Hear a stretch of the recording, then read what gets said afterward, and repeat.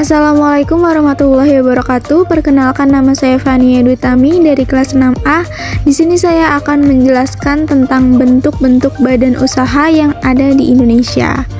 Mari disimak ya. Yang pertama ada perusahaan perseorangan.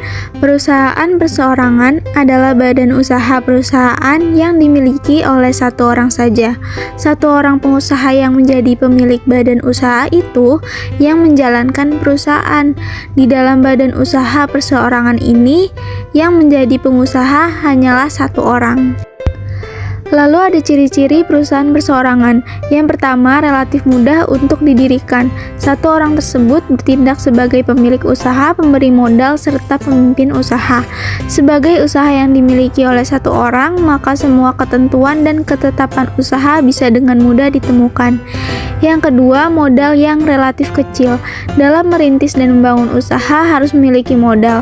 Untuk perusahaan perseorangan, modal yang dibutuhkan relatif kecil karena usaha yang dibangun merupakan usaha kecil dan biaya operasional yang dibutuhkan tidak besar. Yang ketiga, tidak memiliki izin resmi. Dalam membangun jenis perusahaan ini tidak membutuhkan izin sehingga tidak membutuhkan waktu untuk segera dibuka dan mulai usaha. Umumnya, perusahaan perseorangan adalah usaha skala rumahan seperti bisnis laundry, catering, bengkel, salon, kecantikan, dan sebagainya. Yang keempat, minim pajak. Sebagai usaha kecil, jenis usaha ini tidak dibebankan pajak. Namun, jika perusahaan perseorangan sudah memiliki tempat usaha, berarti mengharuskan pemiliknya untuk membayar pajak bangunan dengan nominal yang telah ditetapkan oleh pemerintah. Bentuk badan usaha yang kedua yaitu firma. Firma adalah suatu bentuk persekutuan antara dua orang atau lebih untuk menjalankan badan usaha di bawah satu nama yang digunakan bersama. Firma terdiri dari anggota minimal sebanyak 2 orang dan setiap anggota firma memiliki tanggung jawab penuh atas badan usaha ini. Lalu ciri-ciri dari bentuk badan usaha firma. Yang pertama, anggota perusahaan harus aktif mengelola perusahaan dan berpartisipasi pada berbagai kegiatan perusahaan. Yang kedua, semua anggota mempunyai tanggung jawab yang sama. Ketiga, setiap anggota firma mengenal satu sama lain. Yang keempat, perjanjian dibuat di notaris yang bersifat mengikat dan sah di mata hukum. Yang kelima, apabila perusahaan gulung tikar atau terlilit hutang, maka yang digunakan untuk menutup kerugian bukan hanya harta perusahaan, melainkan juga harta pribadi. Yang keenam, keanggotaan bersifat permanen atau seumur hidup. Dan yang terakhir, mudah memperoleh pinjaman karena firma mempunyai usaha yang jelas.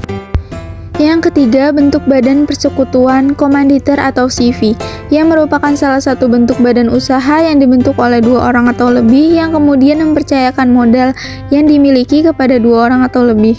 Hal itu dilakukan untuk menjalankan perusahaan tersebut sekaligus dipercaya untuk memimpin perusahaan. Tujuannya agar tercapainya cita-cita bersama dengan tingkat keterlibatan masing-masing anggotanya berbeda. Oleh karena itu, di dalam CV terdapat 2 sekutu yang berbeda. Lalu ada ciri-ciri dari bentuk badan usaha persekutuan komanditer. Yang pertama, memiliki pendiri 2 orang atau lebih. Kedua, sekutu aktif mengelola perusahaan. Ketiga, sekutu pasif menanamkan modal. Keempat, hanya boleh didirikan oleh warga negara Indonesia atau WNI, sementara warga negara asing tidak diperkenan mendirikan CV.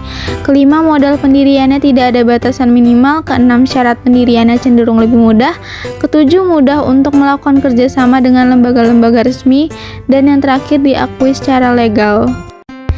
Yang keempat, bentuk badan usaha perseroan terbatas atau PT.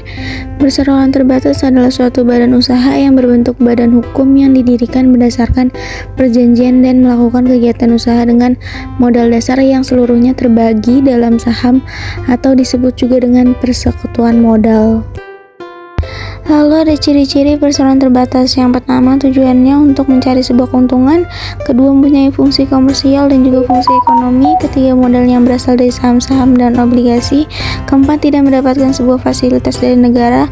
Kelima, dalam perusahaan dipimpin oleh direksi. Keenam, kekuasaan tertinggi terdapat pada sebuah RUPS.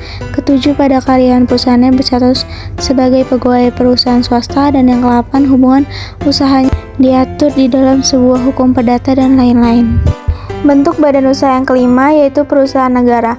Perusahaan negara atau disingkat BUMN adalah badan usaha yang seluruh atau sebagian besar modalnya dimiliki oleh negara melalui penyertaan secara langsung yang berasal dari kekayaan negara yang dipisahkan. Lalu ada ciri-ciri perusahaan negara. Yang pertama, sumber pemasukan negara. Sebagai badan usaha milik negara, tentu ciri utamanya adalah berperan sebagai sumber pemasukan negara. Biasanya, badan usaha milik negara menyediakan produk atau melakukan pelayanan untuk masyarakat. Kegiatan tersebut menjadi sumber pendapatan rutin bagi negara. Yang kedua, pemerintah memiliki kendali penuh. Dalam setiap kegiatannya, badan usaha milik negara selalu diawasi dan dikendalikan oleh pemerintah. Tujuannya jelas untuk menghindari penyalahgunaan oleh pihak-pihak yang kurang bertanggung jawab. Yang ketiga, resiko-risiko ditanggung oleh pemerintah. Tidak hanya mengendalikan, pemerintah juga turut menanggung resiko yang mungkin dihadapi oleh BUMN. Dengan kata lain, negara mempunyai hak penuh terhadap operasional badan usaha milik negara. Yang keempat, melayani kepentingan publik. Sebelumnya telah disinggung beberapa kali, badan usaha milik negara memiliki tanggung jawab untuk menyediakan produk serta memberikan pelayanan kepada masyarakat. Jadi salah satu ciri BUMN adalah melayani kepentingan publik. Bentuk badan usaha yang keenam yaitu koperasi. Menurut Undang-Undang Nomor 25 Tahun 1992, koperasi dapat diartikan sebagai sebuah badan usaha yang beranggotakan sekumpulan orang yang kegiatannya berlandaskan prinsip koperasi, sekaligus sebagai gerakan ekonomi kerakyatan yang berasas kekeluargaan. Sementara itu, menurut Bapak Proklamator kita, Muhammad Hatta, yang sekaligus menjadi Bapak Koperasi, koperasi adalah suatu jenis badan usaha bersama yang menggunakan asas kekeluargaan dan gotong royong.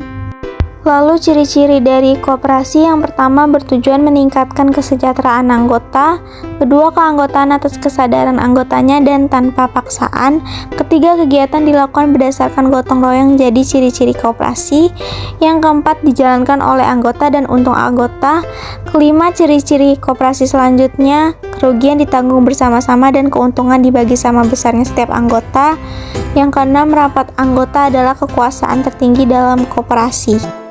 Bentuk badan usaha yang ketujuh yaitu yayasan. Yayasan merupakan sebuah badan hukum yang tersusun dari kekayaan baik harta maupun lainnya, yang dipisahkan dan bertujuan untuk dapat mencapai sebuah tujuan tertentu dalam berbagai bidang, seperti bidang sosial, bidang kemanusiaan, dan bidang keagamaan yang tidak memiliki anggota. Lalu ada ciri-ciri dari yayasan. Yang pertama, semua peraturan perundang-undangan yang berlaku di Indonesia belum bisa berperan sebagai landasan dari keberadaan yayasan. Yang kedua, berbeda dengan badan hukum lainnya, yayasan memiliki sebuah pengakuan yang tergolong menjadi salah satu jenis badan hukum yang sampai saat ini belum memiliki landasan yuridis yang cukup kokoh. Yang ketiga, adanya proses pemisahan kekayaan ditujukan untuk berbagai tujuan seperti tujuan sosial, keagamaan, kemanusiaan. Selain itu ada tujuan lainnya seperti tujuan nirlaba. Yang keempat, kedudukan badan hukum dari yayasan bersifat mandiri. Lalu ada perbedaan dari firma dan CV. Kalau firma diurus dan didirikan oleh warga dan bertanggung jawab kepada kemitraan. Kalau CV, pengurus dan pendiri terbagi menjadi dua. Yang pertama yaitu warga atau masyarakat sebagai direktur.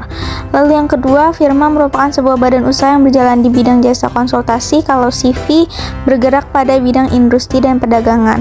Lalu yang ketiga, firma masing-masing pendiri memiliki beban tanggung jawab yang sama sehingga resiko yang dihadapi cenderung lebih kecil.